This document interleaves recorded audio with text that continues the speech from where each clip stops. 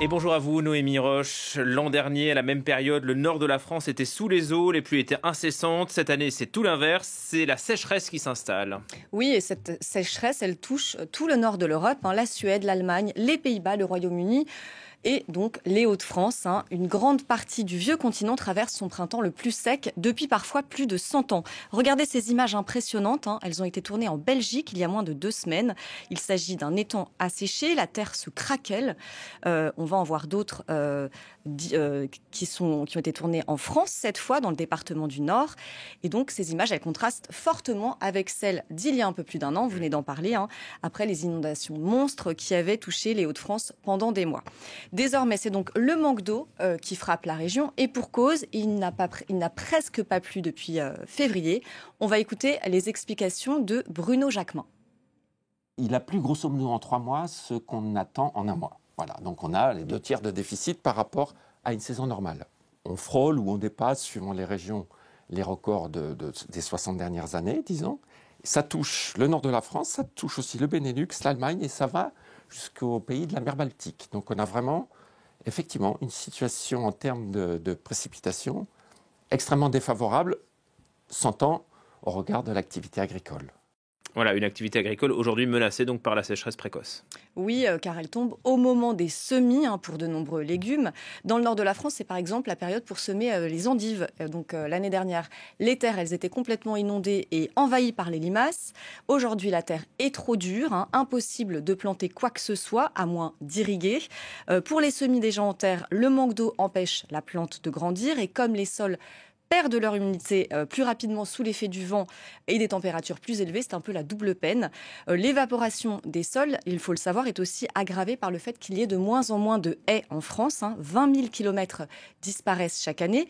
Or, ces haies, elles sont très importantes. Elles jouent un rôle en fait de coupe-vent et elles permettent ainsi de retenir l'eau dans les sols. Les images qu'on va voir, elles ont été tournées la semaine dernière.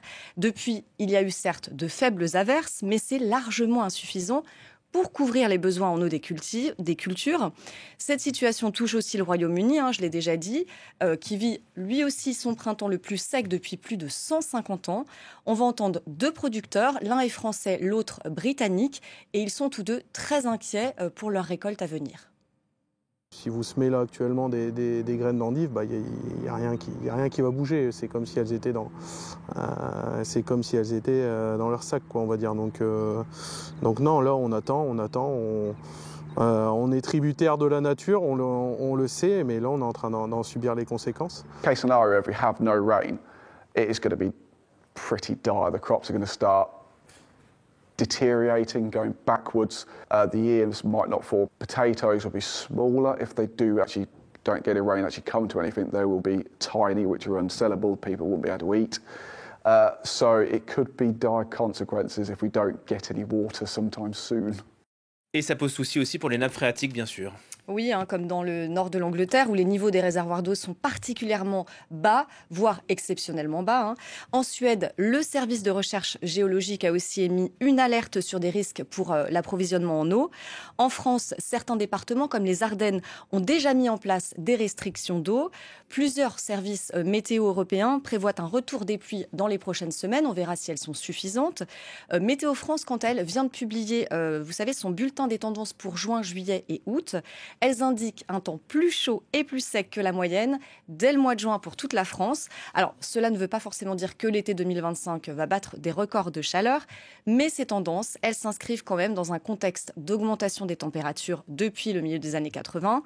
Les records chauds sont systématiquement plus nombreux que les records froids.